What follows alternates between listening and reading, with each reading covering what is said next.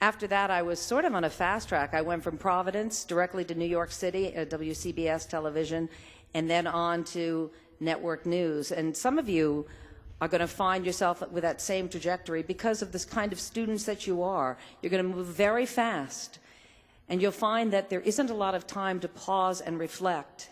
And I would urge you to do that. Probably my biggest test came with 60 Minutes that Larry referred to. Again, I was on this fast track, and I was at West 57th, the magazine.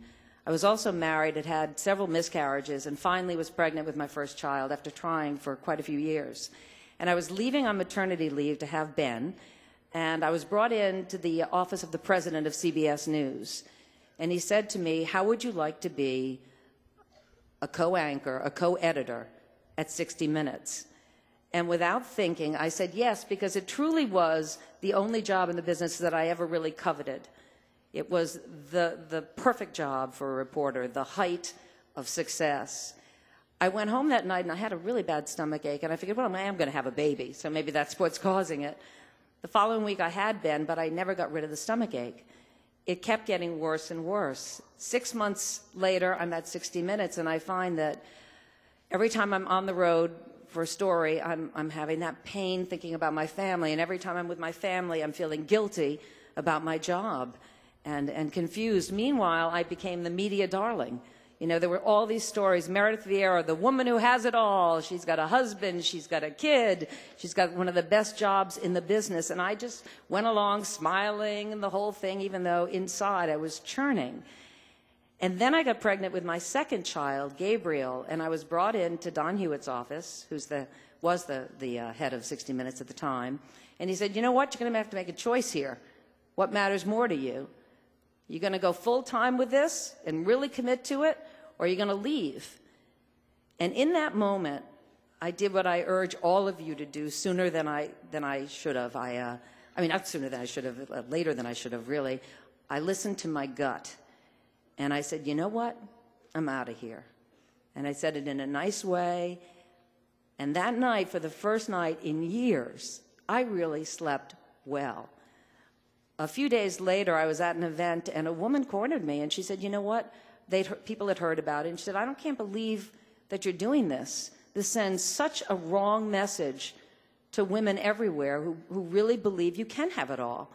And if you leave this job, you are going to fail us all." And I thought, you know what? What is failure? If I stayed, that would be failure. That would be sending out a message to people that is dishonest. I had to be true to myself. As hard as that was and as scary as that was, you got to listen to the voice in your gut. It is individual, it is unique, it is yours. I learned that, you know, as much as you reach forward for your dream, it's important to never forget to reach out to those around you. I can't tell you the number of people who stop me and humble me by saying, "Thank you. Thank you for doing what you do. Thank you for being there every morning for me. Thank you for informing me. Thank you for getting me through a sickness in my family when maybe you brought a smile to my face. Thank you for touching me."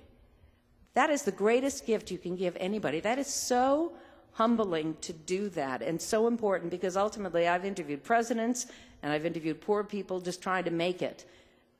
I actually prefer the latter group, to be honest with you. But what I found is that all of us need to connect. We need to reach out to each other. It is the greatest gift that you can give to anybody, and ultimately the most important gift of all. You're very special kids to be graduating from this school. I hope you know it. You're here because you are leaders. You have a mission. You also have an internal compass in each and every one of you, and I would urge you to listen to it. As for Barbara Walters and Star Jones, you want to know the truth? If you think I'm going to tell you, you have a lot more to learn than I thought, okay? But then that's what life's about. It's about learning. Good luck, get out of here, and may you truly live every day of your life. Thank you.